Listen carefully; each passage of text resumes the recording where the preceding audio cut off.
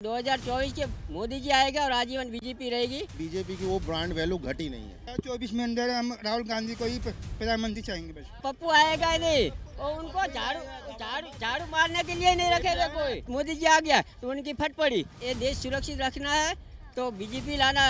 कांग्रेस है ना एक नंबर, ये देश तोड़ने वाली है और मुस्लिमों की पार्टी है। मैं खुलेआम बोल रहा हूँ, मोदी तो सबका बाप है। दिल्ली बेकार है, गुजरात जाओ ना। हमारा दिल्ली नहीं है ना, तेरा है दिल्ली। कांग्रेस से टक्कर मारने वाला है केजरीवाल भी, ये भी है, ये भी गद्दार है।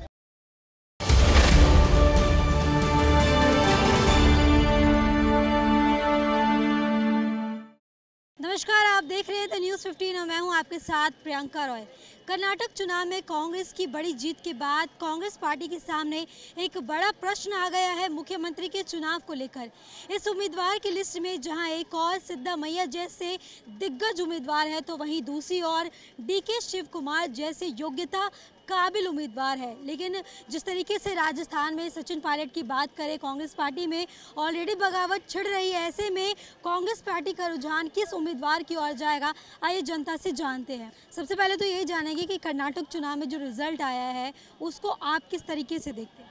इसमें मेन तो प्रॉब्लम हिंदुओं का है, क्योंकि जब कांग्रेस ने एक तो लालच दिया, कांग्रेस ने 2000 रुपया दे गए और रोजगार को दिए, ये सब लालच में आ गए हैं। हिंदू लालचू है तो 100% हो गया।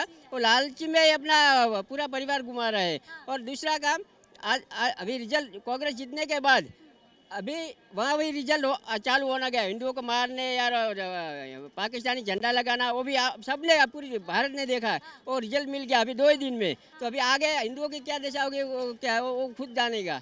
आपने कहा हिंदुओं की गलती है, हिंदू लालची है, लेकिन राहुल गांधी कह रहे हैं जनता ने जवाब दे दिया है बीजेपी की औचिक राजनीति का। मैं बोलूँ ना, हिंदू हमारा इतना लालचू है ना, आप उनको 500 देगा तो उनका परिवार का भूल जाएगा। मेरा परिवार का 500 की प्रॉफिट में क्या हालत होगी।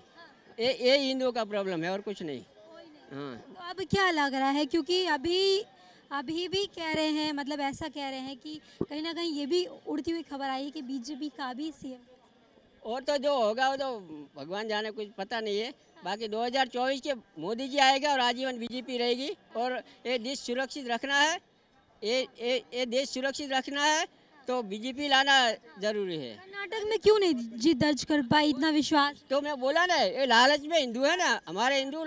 आप इधर कोई भी कुछ बेचोगे ना तो जब फ्री मिलेगा वहाँ हिंदू चला जाता है। तानाशाही का आरोप लग रहा था। भ्रष्टाचार तो बीजेपी आने के बाद तो भ्रष्टाचार बहुत कम हुआ है। हाँ, नहीं वो कुछ नहीं, वो सब लोगों की अफवाह है। ये बीजेपी को मतलब षड्यंत्र करके बीजेपी को भगाना चाहती है। और ये कांग्रेस है ना एक नंबर की हरामी है, ये देश तोड़ने वाली है और मुस्लिमों की पार्टी है। मैं खुलेआम बोल रहा हूँ, ये मुस्लिमों की पार्टी है और ये हिंदुओं को खत्म करके मुस्लिम राष्ट्र बनाने का आज का प्लान नहीं है। उनको 1947 से मुस्लिम राष्ट्र बनाने का प्लान है, मगर 2022 में पहले तो प्लान था, 2022 में तो फाइनल बनाने था मुस्लिम राष्ट्र। पर मोदी जी आ गया तो उनकी फट पड़ी। अभी 2019 में, फिर 2047 में आपने PFI देखा बैन किया, वो आतंकी संगठन है। लेकिन बजरंग दल को भी उन्हीं से जोड़, हमारे देश में जितने मुस्लिम संगठन सब आतंकी संगठन है। मैं खुलेआम बोल रहा हूँ। कांग्रेस ने घोषणा पत्र में कहा था बजरंग दल को आतंकवादी संगठन बताया। हाँ, तो वो तो हिंदुओं का प्रॉब्लम है ना। हिंदू खुद का परिवार की रक्षा के लिए नहीं जाग रहे हैं तो उनका अपनी माँ बहन बेटी का वो कैसे रक्षा करेगा। वो खुद की नहीं कर सकता तो अपनी माँ बेटी, इसलिए हिंदू लालचू है, लालच में बिक जाता है। हाँ, और दूसरे लोग है ना, दूसरे लोग है ना, उनके धर्म के पक्के होते हैं और जिसके जो धर्म की रक्षा करता है धर्म उनका रक्षा करता है, मैं गारंटी देता हूँ। आप कितना सहमत हैं उनकी बात में? मैं क्यों गलत कह रहा हूँ कि अभी 2 साल पहले अभी यहाँ पर 26 जनवरी के दिन यहाँ पर लड़ाई हुई थी, हमने देखा भी होगी, न्यूज हुई है। किसान वालों ने और हमला किया था, न्यूज में भी आई थी, सबने दिया। बीजेपी की राज में यहाँ पर लाल किले पर आई थी, हमला हुआ था। इंडिया गेट पर ये प्रधानमंत्री तिरंगा फहराते यहाँ हो सकता था, यहाँ पर रोक भी सकते थे उनके कहने पर, उन्होंने रोका नहीं बिल्कुल भी। पब्लिक बहुत मरी है, बहुत ये हुआ है यहाँ पर। 24 में अंदर हम राहुल गांधी को ही प्रधानमंत्री चाहेंगे बस। पप्पू आएगा ही नहीं और उनको झाड़ू मारने के लिए नहीं रखेगा कोई। पप्पू है ना, झाड़ू मारने के लिए लगा, मेरा लेटरिन साफ करने नहीं रखूँ, समझा। पप्पू को मेरा लेटरिन साफ करने नहीं रखूँ, समझे। दिल्ली गुजरात नहीं तुम्हारा। हाँ, दिल्ली कौन है? ये तो तमिया जब से आप यहाँ को लाया केजरीवाल को लाया तब से पता चल गया था। ये भी कांग्रेस से टक्कर मारने वाला है केजरीवाल भी। ये भी है, ये भी गद्दार है।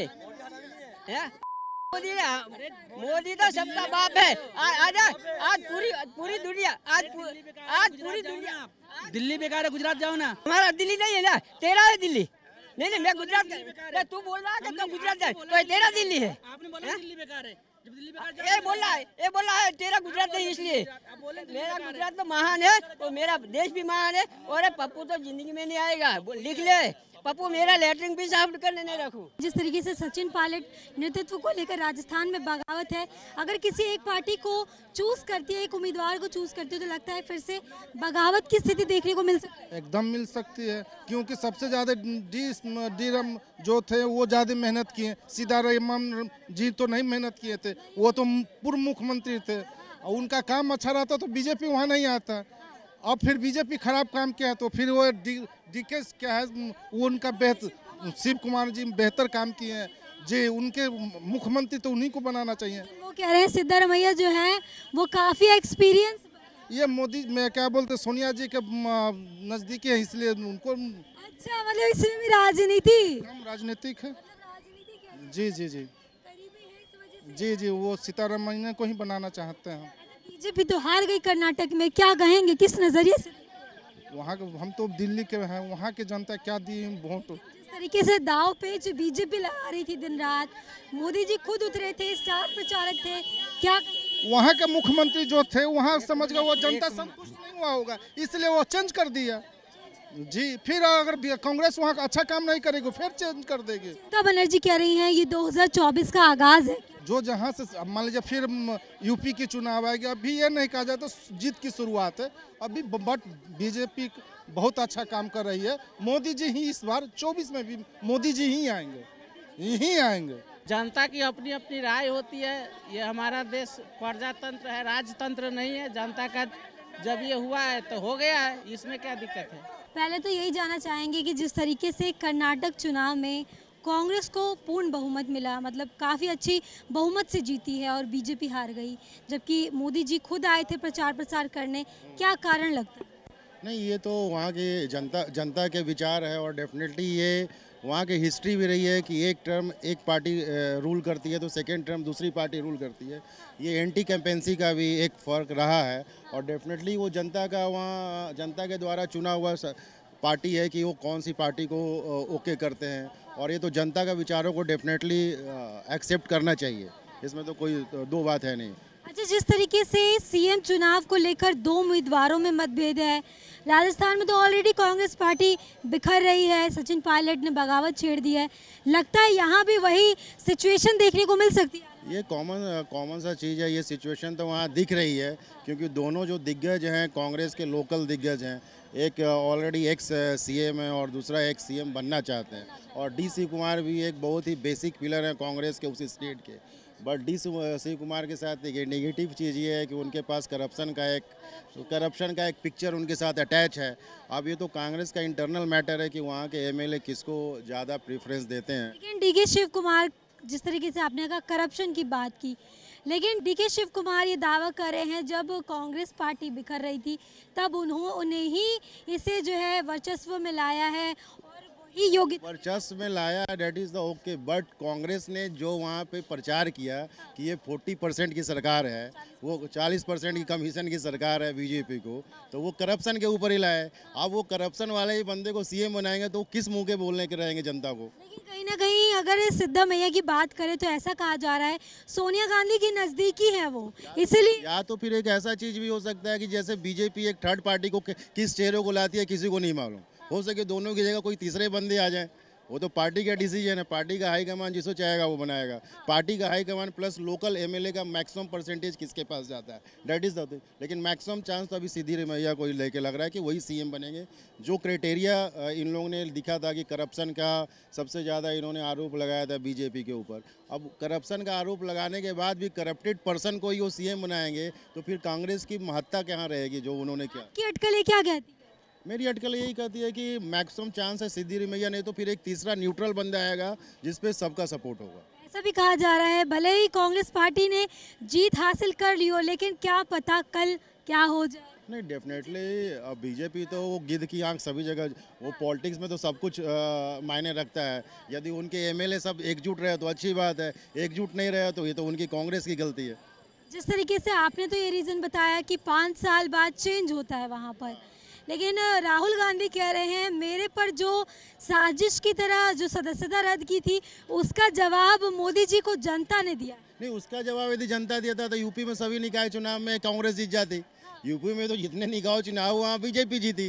तो जनता ने जवाब दिया। सभी स्टेट के अलग अलग मुद्दे होते हैं, ठीक है। तो यहाँ के यदि राहुल गांधी पे इतना भरोसा था तो नगर निगम चुनाव में 17 नगर निगम का चुनाव हुआ यूपी में, एक में भी कांग्रेस पार्टी इसका भी जवाब दे रही है। ये? निकाय चुनाव और राज्य चुनाव में फर्क नहीं, फर्क होता है। निकाय चुनाव में बहुत ज़्यादा लोकल मुद्दे हावी रहते हैं और स्टेट चुनाव में दूसरे मुद्दे होते हैं, लेकिन ऐसा है नहीं। अब नेक्स्ट चुनाव जो देखा जाएगा, ऐसा नहीं है कि निकाय चुनाव की महत्ता इतनी कम भी नहीं होती है, निकाय चुनाव की भी महत्ता अधिक। अब आगे नेक्स्ट चुनाव में देखा जाएगा कि उस स्टेट के लोग किस पार्टी को प्रेफरेंस करते हैं, लेकिन मेरा जो विचार है अभी भी बीजेपी की वो ब्रांड वैल्यू घटी नहीं है। अच्छा, ममता बनर्जी कह रही है कि ये तो 2024 की शुरुआत है, छत्तीसगढ़ और एमपी भी हारने वाले हैं, क्या कहें? हम ये बताइए कि विपक्ष में 15 पार्टियां हैं, पहले तो वो एक कॉमन मुद्दे पे पहुंच जाएंगे, कौन पीएम बनेंगे, किसका चेहरा बनाएंगे वो। अब वो राहुल गांधी पे सभी विपक्षी पार्टियां हो जाती है कि नहीं राहुल गांधी पीएम बनना चाहिए।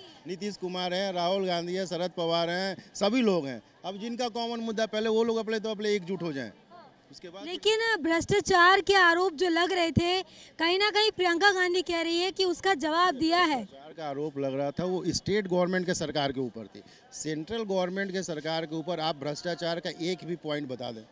सेंट्रल गवर्नमेंट की जो सरकार है उसमें तो अभी भ्रष्टाचार का कोई मुद्दा, राहुल गांधी ने एक ही मुद्दा उठाया राफेल का, उसके अलावा तो ऐसा कोई मुद्दा नहीं है जो सेंट्रल। स्टेट गवर्नमेंट का अलग मुद्दे होते हैं और सेंट्रल गवर्नमेंट के अलग मुद्दे होते हैं। तो अभी सेंट्रल गवर्नमेंट की जो चमक अभी बची हुई है उतने भी फीकी नहीं पड़ी है कि 2024 में इतना डाउन हो जाएगा। तो देखिए, इस वक्त जो है हम दिल्ली के चांदनी चौक बाजार में मौजूद थे, जहां पर कर्नाटक चुनाव में कांग्रेस की जीत के बाद मतभेद, यानी कि सीएम चुनाव को लेकर जो मतभेद हो रहा है, 2 उम्मीदवार सामने हैं। ऐसे में जनता की आपने राय सुनी कि कांग्रेस पार्टी किसे चुनेगी। ऐसे लेटेस्ट अपडेट के लिए हमारे चैनल को सब्सक्राइब करें। कैमरा पर्सन गोविंद के साथ प्रियंका रॉय, द न्यूज़ 15।